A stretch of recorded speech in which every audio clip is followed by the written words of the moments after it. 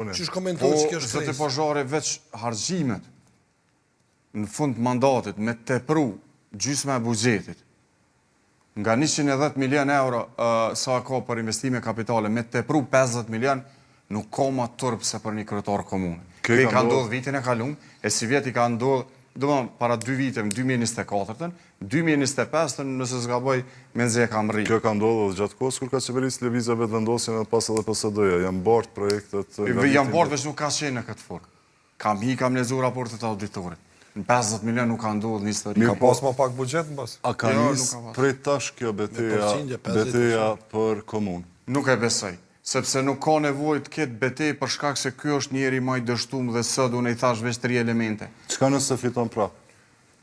Nuk ka nevojë të ketë betejë më kujtoni sa Mustafa me Turxhe. Unë bile besoj që nuk e nominon mas LDK-ja.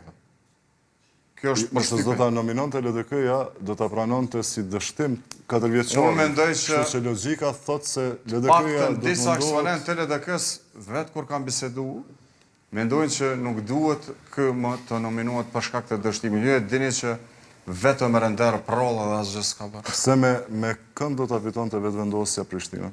Po, mendoj që unë ende nuk ka emën, por jam përmend disa emra. Njëri prej tyre është edhe ish kryetari i kuvendit dhe tashmë ushtrues detyre, por edhe shumë emra tjerë. Edhe ajo është deputet, se ju thatë pak më herët që jeni deputet.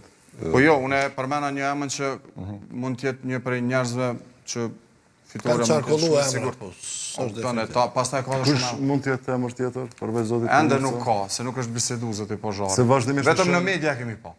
Se vazhdimisht i shohim për plasjet e zotit Roma me zotin Hajrullah Çeku. Po. Edhe gradualisht, po pashmangshëm është u zhvillu një betejë politike mes të dyve.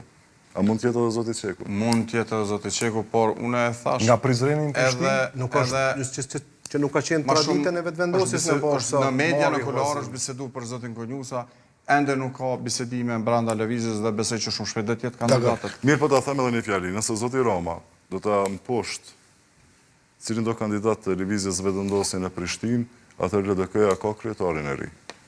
Kryetari i ri i Prishtinës do të jetë kryetari i Absolutisht, nëse do ta mposhte cilin do kandidat. Zotin Pozharit mirë, po ju e dini shumë mirë që zoti Roma qen kryetërës ka thonë unë jam vetëm i nominuar nga LDK-ja, por nuk jam LDK. Ashtu ka thonë edhe Isa Mustafa. Kështu që asaj përket ta mon kur i tha unë të garantoj se unë s'kandidoj.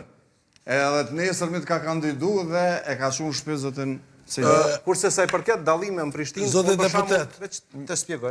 Lat me folë Sot do kemi shpjegime të ma fjalën se nuk është që ka pas shumë dallim në zhvillim, vetë ka pas një rënje, po 12 vite njësoj.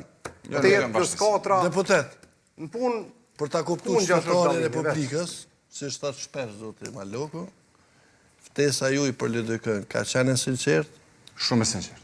A ka pas negociata të tjera, po vetëm aja, a ka pas përpjekje për negociata? Se kjo intereson shtetarëve sot. Unë mendoj që ftesa ka qenë shumë e sinqert dhe arsyeja që është thirrë për të bashkëpunuar.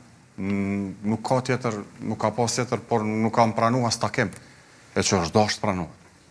Okej, unë e mbarova, s'kam çfarë më pyet. A keni pasur në diskutim këtë ditë me ndonjë deputet të LDK-s? Po ne në kuvendin e Kosovës kemi kandidatët për kryetare? Pra, pa qasoj skenës është një bufe, pin kafe bashkë, mësë bo marak. Do bëjnë edhe diskutim, aty bëjnë, në bufe bëjnë diskutimet? Jo, po